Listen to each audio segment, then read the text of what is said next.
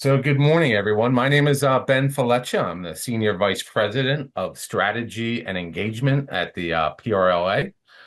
Eric Adams, if you could take the slide down at your always convenient. So, before we get started, we've been having a lot of conversations across Pennsylvania and especially in Pittsburgh around Michelin. And there's a lot of excitement, a lot of curiosity, and honestly, a lot of questions.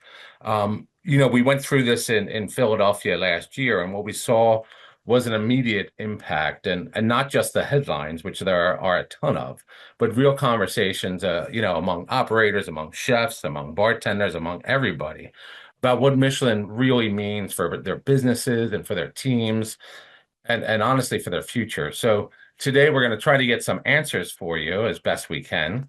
And this isn't a theoretical discussion. We brought together operators from Philly who've lived this, who have been recognized by Michelin in one way or another and who can speak candidly about what it looks like from the inside. What changed, what didn't, what surprised them, and what they would tell you guys right now. So we'll keep this conversational. If you guys have a question, just raise your hand and I'll try to find you, or you can always drop a question into the chat as well. I have some questions. I know Hal Klein is on the call. Um, he may have some questions as well to contribute. I also want to recognize Derek Dawson and Jared Bacher from Visit Pittsburgh, who were just instrumental in bringing Michelin to Pittsburgh. So, gentlemen, let me just say thank you very much. It's a heavy lift, and you guys are really putting in the effort to put Pittsburgh restaurants on the map, not just nationally, not just throughout the Commonwealth, but internationally as well. So, thank you, thank you, thank you for that.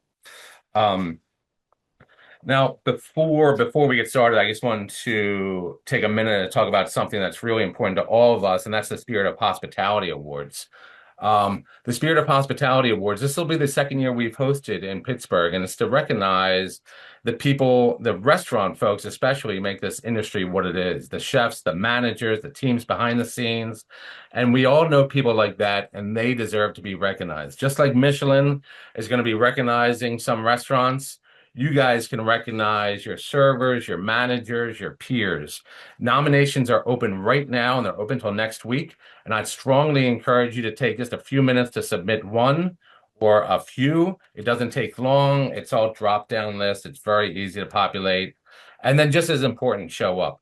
It's going to be held on June 15th at Rivers Casino. It's a great night. It's a lot of fun. We're looking to raise $25,000 for our education foundation, which directly supports workforce development, scholarships, and the future of hospitality in Pennsylvania.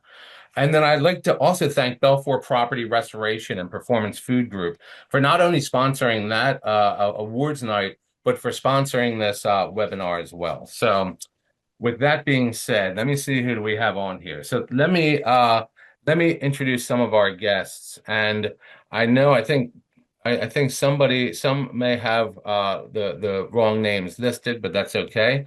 If you're able to just speak up and say hi when I call your name, so we can put a face to your square.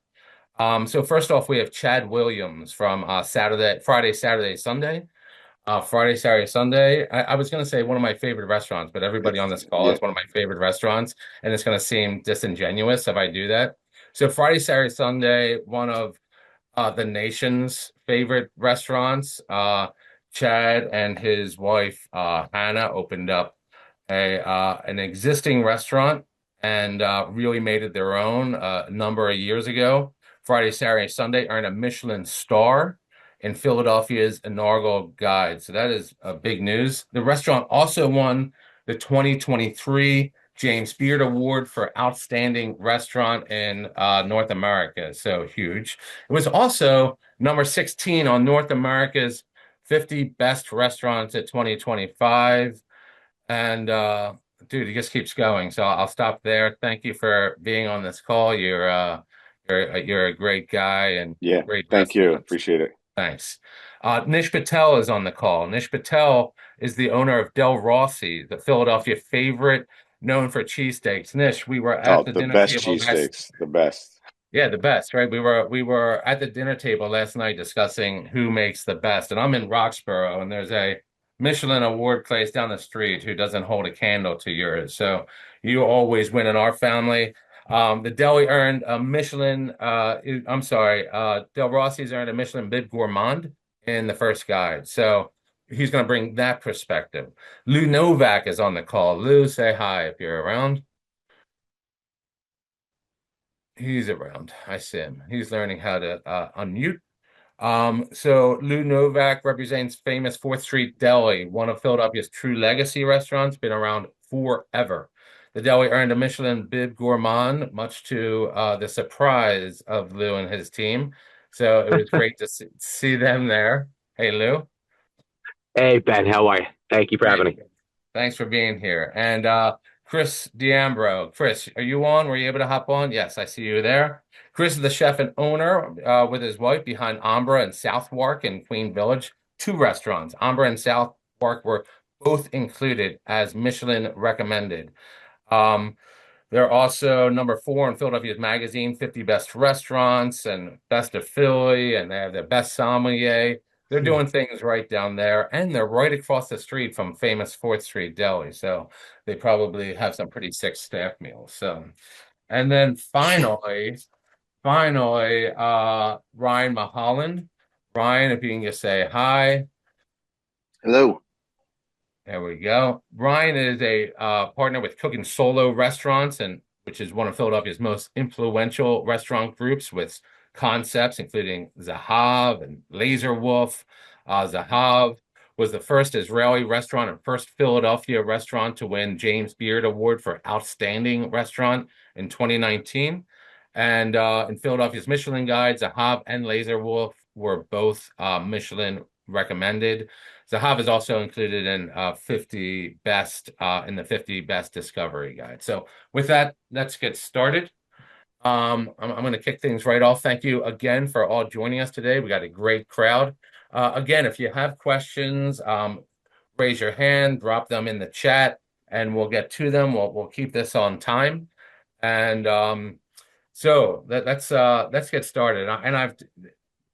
My first question is both for Lou, one end of the spectrum, as far as what a restaurant looks like with his delicatessen, and Chad with more of an elevated fine dining. So, what did you guys think of Michelin before it came to your city? Lou, if I can just ask you real quick, and you can be quick about it. Yeah, I mean, so we knew what Michelin was. Definitely thought it was geared more towards fine dining, trendy, not towards just the recognition as far as like legacy or just tradition and being as around as long as we have. So never thought we'd be part of a consideration for that conversation, but was humbly happily to be included. And Chad, I mean, you were on top of this, and I remember us having a conversation years ago. You saying, what can we do to bring Michelin to the city? And I just threw a shit ton of number dollar signs in front of you, and said, "That's it."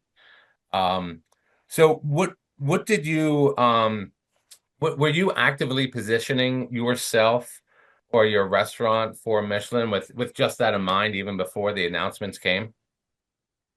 Uh, yeah, 100%. Just always kind of keeping your radar finely tuned and looking for people who could possibly be inspectors, just doing the best you can. You don't know who they are, so it's really more just a daily kind of vigilance you keep and doing the best you can. I think they're fair in visiting, different types of restaurants, and if you don't think your restaurant is one that's they may look at, you're probably wrong. If the food is good and the service is exceptional, they, you're in the running. You don't have to have a giant wine list. It's not white tablecloth. Like all that stuff kind of going away. And I think after, the awards came out, people were aware that it's not, if you look at New York, there's 1,000 types of one-star restaurants, so. Hmm. Now, Ryan, Mulholland. Now, Ryan, not, we have Zahav, which is more fine dining, and you have Laser Wolf, and you have Bar Jaffe, and you have all different ranges and styles of restaurants. Were there internal talks among the staff, and were those talks different depending on what type of restaurants you were addressing? Um, yeah, I mean, for me, coming up in the business, the James Beard Awards was always something that we thought about and were paying attention to, and uh, Michelin was never on my radar as a restaurant professional. It's something that we were seeking out, and so when it all of a sudden there was rumors it was coming to Philadelphia, I was surprised at the level of excitement with my team. Just again because it had never been attainable in my younger days. So for each restaurant, I would say as Zahav and Laser Wolf, they definitely had it on their mind that they wanted to potentially get that attention. Most of the more casual restaurants didn't really consider it. So we you left this out, Ben, but we got a bib at D's. So D's and Goff, which is one of our more casual concepts. It's like a Tel Aviv diner, a homicia, and we weren't thinking about it at all. And they were just kind of operating to the best of their abilities, and I'm super proud of the team because it wasn't something they were focusing on, and they got the recognition just for doing what they do every day. But yeah, it was certainly something that my chefs and my managers were actively thinking about and trying to push to achieve it. Understood. Thanks. Now, Nish, let me ask you because I think of all my surprises when the awards came out. There was a few surprises for me for people that didn't get honored the way I thought. But then all of a sudden I thought to myself, wow, sandwiches. I hadn't thought about sandwiches and I hadn't thought about cheesesteaks.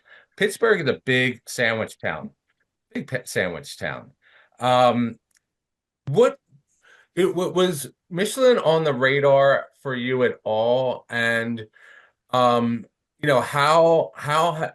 what were some immediate changes that you made once you were recognized? Um, Honestly, once we were recognized, nothing changed except for uh, the fact that we have to maintain what we're doing, right? That was the big message to my team here is that whatever we're doing, we should continue it. We should continue to make sure that the food that's going out every day is the same, um, and that we're consistent with quality. Um, and before that, no, it was not on the radar, if that's what you're asking. It definitely was not something we were expecting. It was definitely a surprise when I first got the email about inviting us to the ceremony. So, yeah, it's not something you plan for. It happens. And like Chad said, like even if you don't think you're on the radar, they are going to come to your business or restaurant and try your food and see if it's worth getting a star or a Bib Gourmand or on a Michelin guide. And I think it's just a testament to our team that they earned it, and hopefully we get to retain it. But yeah, that was a message to my team. It's just do what you're doing, and try your best every day. Don't change a thing. Yeah, thanks, Nish. Hey, before I move on, I do want to, I saw him just pop back up, but Hal Klein from the Pittsburgh Post-Gazette is on with us as well. And he actually sparked some of the conversation because I saw some of the interviews when Michelin was first announced. So, Hal, thank you for being here, and feel free to jump in if you have any questions as well. So it's always good to see your face. Chris D'Ambro, did you know when you were being reviewed? Like I know Like when Hal walks into a restaurant in Pittsburgh, we know, right? When Craig Laban walks into a restaurant in Philadelphia, we know. Did you guys know? Like, and we have all the pictures of everybody up at our host stand. It's like we know, but we don't have pictures of perhaps old French guys. How did you know that you were being reviewed? And if you knew, do you know how many times you think the inspectors visited? No, we didn't. We actually coincidentally found out that we did have an inspector after the fact, but that was purely coincidence, and I don't even know if I can tell the story without getting somebody in trouble. But I do know there was one specific time somebody was there, but I only found out after the fact, and again it was kind of a coincidence how I found out. No, I had no idea. They were, I don't, and there could have been multiple visits. But no, I was totally unaware. They just look, but yeah, I mean, anybody from Philadelphia, any local writers, some of the big writers nationally, yeah, everybody kind of knows their face, but these guys they're pretty incognito and kind of blend in pretty well. Thank you. Anybody else? Chad or, I know Nish, it's, you're more of a grab and go, so it's harder to see when there's an inspector there. But Chad, any of your staff be tipped off? Yeah, we always guess like it's almost like a joke now that like, oh, there's a Michelin inspector in 25, and we kind of make a little joke about it, but it also you take it a little seriously. So it kind of keeps everybody on their toes a little bit because you can kind of relax and forget that they're not coming. They're not in every day. They're in maybe 4 or 5 times a year. So that's one out of every 25 services somebody's in there, but you gotta be ready every service. Unfortunately. I hear you. You know what? There's Cheryl dropped a question in the chat, which I think is interesting. She said, "Please speak to the operational aspects of your restaurant that you believe earned the Michelin recognition." And I would love for you guys to jump in to say something, but I'm looking at the list, and I'll drop the list in. And Sam, I see Sam Brandt from our team's on the call. Sam, we need a chance if you can drop the links in for the Spirit of Hospitality awards and the feather page, that'd be great. But I'm dropping in the list from the Michelin Guide in Philadelphia, just so you guys have it. But the one thing as I scroll through this, I think to myself, these are all places that I always feel welcome. And not just because it's, Ben Fletcher, former operator or whatnot.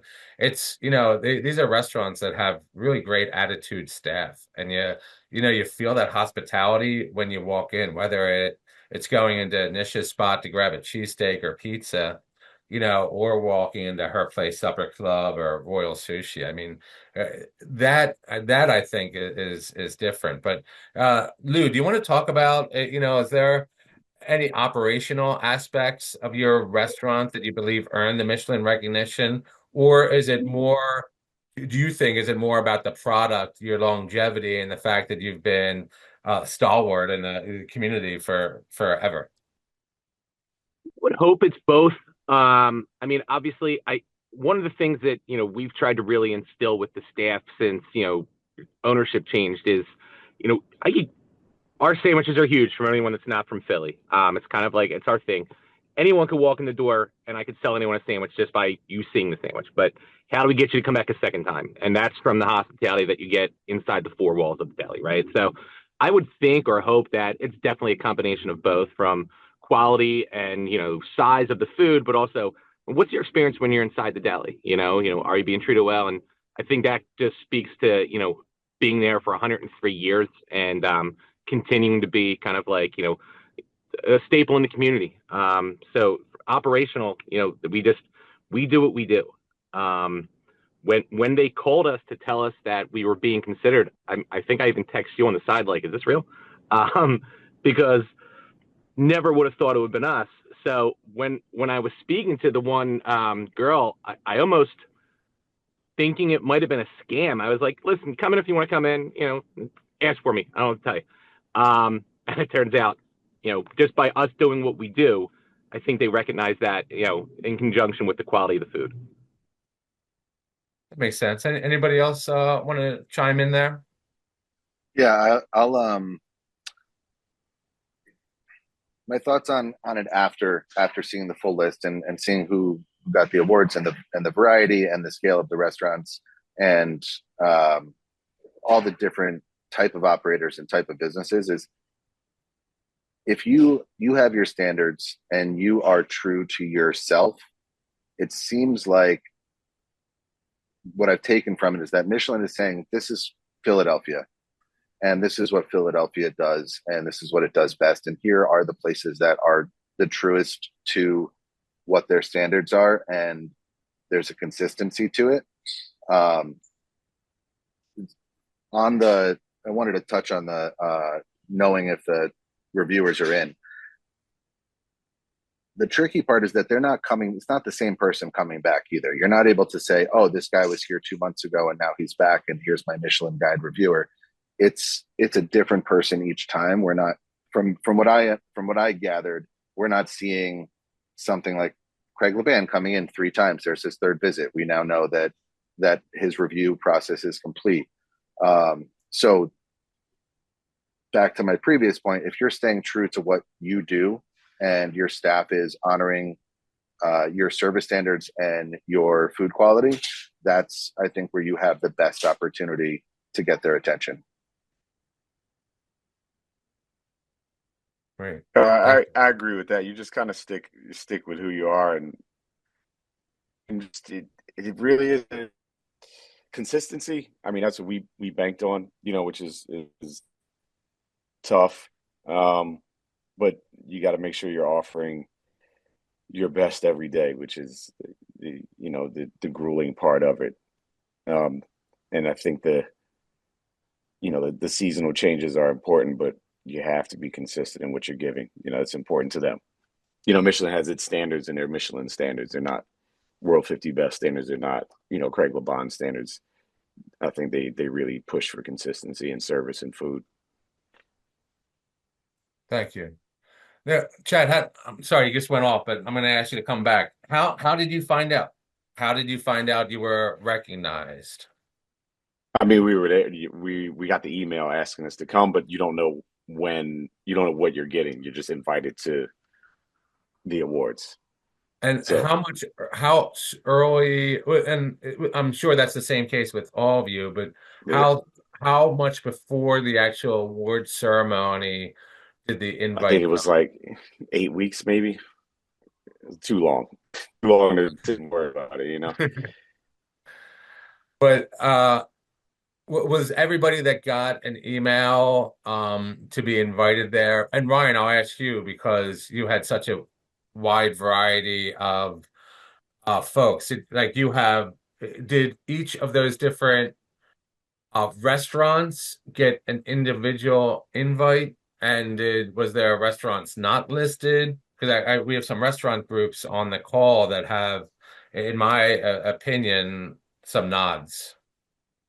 We received an email directly to each of the restaurants like info account, and to Chad's point, they don't tell you what it is. So we had our invite to Laser Wolf, we had our invite to Zahav, which obviously we're excited about. Those are the ones that were on our radar, and then the one to Dizengoff, we were kind of just like, what is that?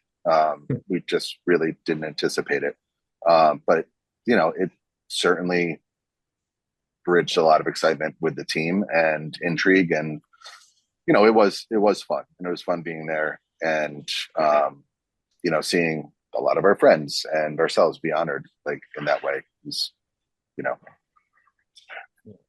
Now I want to ask you another question, Ryan, while I have you, and I want the other folks to think about this. Nish, you kind of already spoke to it, but what depending on the vertical of the restaurant, what changed immediately after recognition? Because you had some restaurants that were already nationally recognized, some that were just kind of, still finding their footing. Did you guys change anything immediately? Reservations, pricing, staffing, your PR company, like anything that we would notice from the outside that you got, or that I might notice, you would hope that other people don't notice. But are there adjustments that you guys made, once that red Michelin placard was hung? Um, this is a boring answer, but Yeah. no, we did not change anything at Laser or at Zahav. Um, the biggest impact that you could probably feel was at Dizengoff. The I would say that the business over the past 6 months has been dramatically stronger. Um, but operationally, no, we have on our radar. Okay, how do we the next time they come to visit? How do we get a greater recognition? How do we convince them that we should have a star instead of a recognition? So tightening up systems. Our kitchen team is working on more varied offerings and ways to wow our guests every day. It's been something that's been on our radar anyway. Um, Candidly, the toughest part right now is having the team to put it together. We have a great chef in the kitchen. We have a great front of house management team, and I'm sure that I'm speaking to everybody here. Like, staffing is tricky right now, so trying to get that stabilized is our biggest hurdle in order to, I think, fully paint the picture that we want to paint. Thank you. Dan, bro, Ambra is, a tasting menu, what would be typically considered a Michelin restaurant. And Southwark is more of a local corner bar, which is great. Hey, what's up, baby? So I'm sure there wasn't major changes at Ambra, but even with among the staff at Southwark and your bar staff and your kitchen staff, all of a sudden, they're not working in a neighborhood bar anymore. They're working in a Michelin neighborhood bar. How did that how did that change them? How did it change the culture just among your staff? Like, one day you're walking in and you're at this really cool place called Southwark, and next minute you're walking in and you're better than all your friends down the street. Well, that's not, I we know, don't I we don't know. look at it that way, but and also our staff, works at both. So, except for maybe the bartenders. So, everybody kind of is in the same building with the same mentality. And, I will say the difference, for us has been, a little bit what Ryan said. Like, for Ambro, we haven't really changed much, nor can we like get busier. It's such a small and kind of booked already sort of situation. But financially, we've definitely seen a bigger, impact at Southwark. That's been way more of a help. But it's just kind of like what Chad said. Also, it's about consistency and being as good as you were yesterday, and trying to push to be better. But no, I think like part of the thing everybody has to remember is that you were recognized for a reason, and what got you there was how you were operating. So, you're already in the circle for what you're doing. So keep doing what you're doing. Don't I wouldn't go changing too much, but it's definitely a confidence boost and an energy boost from the staff perspective. I think you definitely see people, polish their shoes a little brighter, their aprons ironed a little better, stuff like that, which kind of helps from our perspective. Thanks. And thank you, Enzo, for making an appearance. Is it worth it? Chris, is it worth it? Is it worth, there's people on this call that are potentially chasing this, and there's people on this call that if I was a betting man, now let me put a caveat on that. If I was a betting man, I would have lost a lot of freaking money at the Philadelphia Michelin Awards. But if I was a betting man, there's people on this call that I I will bet made money money on that I that, by the see way. on a stage somewhere. So I is got it it. okay? Thank you, brother. Um, is there is there is this worth it for these folks? Yeah, I think so. I mean, I couldn't see anybody, why you wouldn't want to be part of it. Um, it's a good thing. I don't think, we're not one of those businesses that, we're like, oh my God, if we don't get this, that we're going to be in trouble. So after 10 years, it's nice to be recognized and stuff. But yeah, I think you should. I think it's a really fun thing to do, and yeah, I think it's great for the city. But no, there's nothing to be scared of. And so Nish, I know you have to. I know you have to run soon. So I want to ask you. I want to ask you something before you hop off. Yep, no problem. Um, what should and again, I want to say there are a lot of deserving Pittsburgh restaurants that are kind of in your category, right? I mean, I think, you know, if I'm wrong, I'm wrong, but I think Dia Noyes does a pretty damn good cheesesteak for a Pittsburgh establishment. But I don't think you have a lot of competition there. But you know, as far as operators that are doing sandwiches, doing pizza, doing, that level of food, should they be doing anything right now? If anything, to draw the attention of Michelin? And with that, is there anything they should not be doing? I I couldn't really answer that question. I think social media has done wonders for us, and I think that's kind of what drove Michelin to come here. Um, and yeah, it's just staying true to yourself and getting your product out there. If there's a lot of fast casual places just like us, we post our food and people take a look at it and come try it. A lot of our customers before Michelin and before Dave Portnoy came from just looking at social media. And I think that's been like a true driver of traffic for us. And now that we have recognition, it's even solidified us even more. The only thing I could say is definitely update your contact information on all your social media and websites to make sure if Michelin does reach out to you that they're going to reach out to a valid email and that it's not going to go to some junk box that you never check. So that would be my only 2 cents. Because I believe there was at least 3 or 4 restaurants that never got emails in Philly. And they ended up finding out like very last minute. Thanks. Before I go on, Hal Klein, is there any questions that you have from your perspective of these Philadelphia friends? I mean, I guess I would want to know both from Philadelphia and Pittsburgh what effort went in, in sort of the period when the guide was announced to gather information about Michelin and what they do. And for Pittsburgh restaurateurs, are you doing anything differently now that it's coming and that people may have been here already?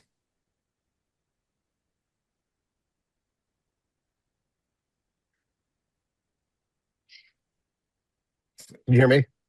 Yeah. Yeah, I think everybody's hesitating. I don't know about anyone else, but it was tough to have an understanding of exactly what Michelin was going to look for, which is, I think, and I'm not going to speak for everybody, which is why the overarching theme that we've been talking about is like, what do you do? What are your service standards? How can you ensure that they are the strongest possible? Because if you're thinking that you should be considered, then you should already have fantastic standards in place. You should already have a quality product that you're proud of, and just making sure again that it's consistent. And to go back a question, if you should chase this, if it's anything that motivates you to get your team to polish that glass a little better, or be a little bit more hospitable, or even like something as simple as like clean the window, make sure there's no streaks. I think that you're winning even if you don't get a Michelin at the end of it, because everybody that's coming in during this time sees our added attention, and they're going to have a great experience, a better experience, because we're putting the added attention. And if it gets you the Michelin, that's fantastic. But as far as preparation, it was, how can we tighten up the things we already know are important? And we didn't try to create new experiences. We're like, let's get what we do right. I feel like a lot of what we did and what was in our review from was the direct feedback we got from our guests. If we look back, it was, the things they loved is the things that Michelin loves, the things that they were like, this is quirky. That's what our guests thought. It's already in the reviews. They're telling you, what's there. You just kind of got to listen and be honest with yourself about what you're doing.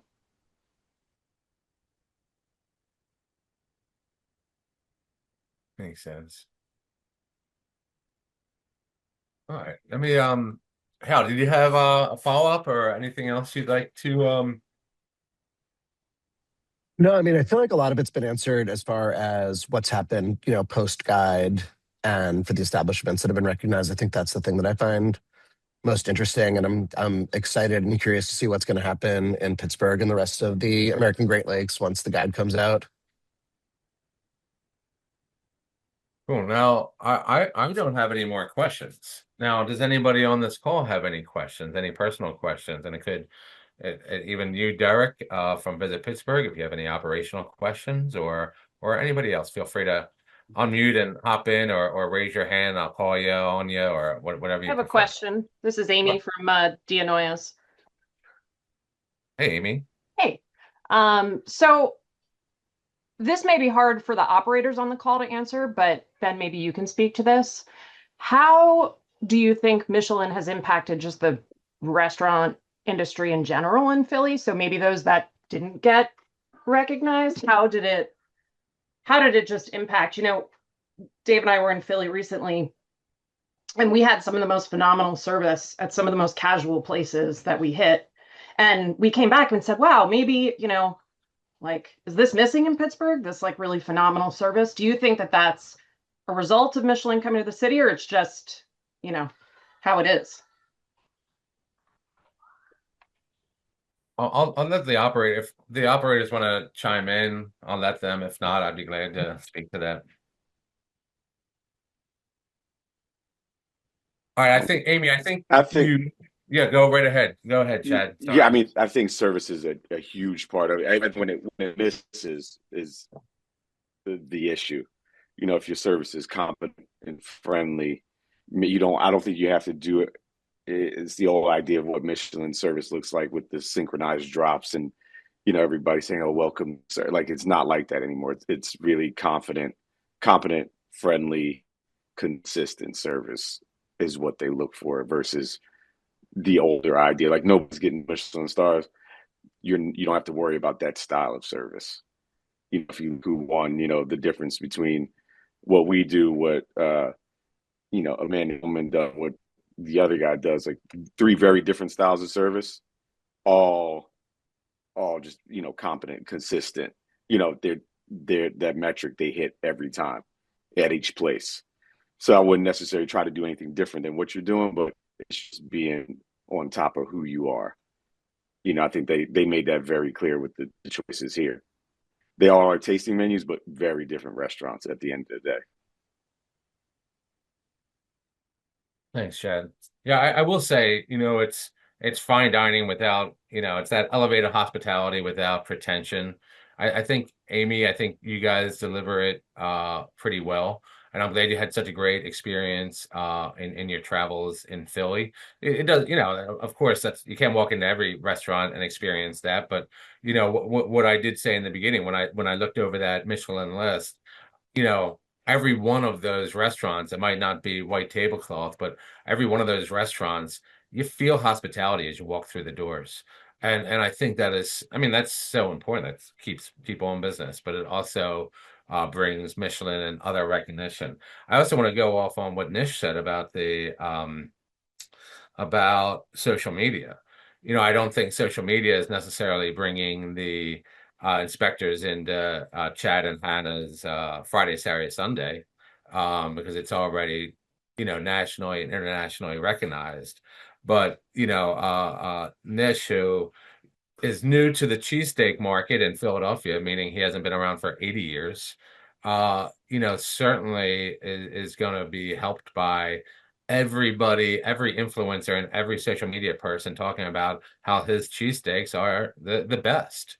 And, when you go to a city, when I go to a city, we do our research, and part of that research is seeing where everybody's going, and part of that is social media. So I think that is an important piece, to this equation. If you aren't already recognized as a leader in the restaurant community in Pittsburgh, I think this is the time when you lean into it if you haven't already. Hey, Ben, do you mind if I just jump in and just speak to a little bit about the why behind the importance of Michelin for us from a city perspective? I would love it.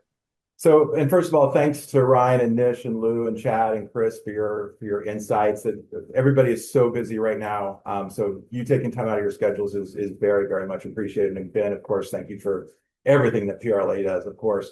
But when we had the opportunity, or when we first heard about the opportunity to start chasing Michelin on behalf of the broader Pittsburgh community, this is one thing that really fits in well to what we consider the evolution of the destination. Our culinary scene has always been phenomenal. We've got a lot of really incredible independent food operators here locally that deliver amazing experiences, amazing food. And we think that that needs to be recognized. And this is obviously one vehicle in which to do that. So making sure that our community is recognized for the strengths that we have was important, but it's also part of the bigger ecosystem that we're trying to develop across the city. As we know, there's a lot of investment going on in many parts of the city, whether it's infrastructure, physical assets, new hotels, new restaurants, new parks, new et cetera, et cetera. The list goes on, and we're very fortunate for that. But the experience is what really sets a city apart. Every city that we compete against for travel consumers, everybody has amazing restaurants, everybody has amazing airports and convention centers and hotels and so forth. But we want to make sure that we continue to push the boundaries on that experience level. And Michelin really helps us do that to a great extent. So this is part of a bigger plan. It's not just about going after Michelin because of Michelin being what it is. It really is how does that fit into the overall evolution of the destination? And we think it fits in extraordinarily well. So we're excited to work with our community. And to someone's point, I don't know, maybe it was Amy's question, but I do think that just having this opportunity elevates everyone's kind of awareness on service, on food quality, and just, again, the overall consumer experience. So I don't think that there is a net negative out of this whole effort. I think this is something that can impact our market in a really big way. And then, of course, the ultimate goal of making sure that we have some Michelin recognized restaurants within our community is the ultimate goal, and that'll continue to be. This for us is a long-term commitment. We are not just doing this for a year. We have committed to Michelin that we're going to work with our community for the next 3 years to begin with. And if we have success, then of course we're going to continue to push on. But I do want to just recognize the fact that I think that our industry here is so vibrant and so amazing in so many ways that this is a really exciting opportunity to recognize them. So thank you, Ben, and thanks for bringing us together today. No, absolutely. My pleasure. And it's so great to have you guys as partners. Did anybody have any other questions? All right. Well, listen, I dropped my email in this. I dropped my cell phone number in the chat as well. I'm always available for any conversations, about hospitality, about restaurants, about our industry. So please reach out.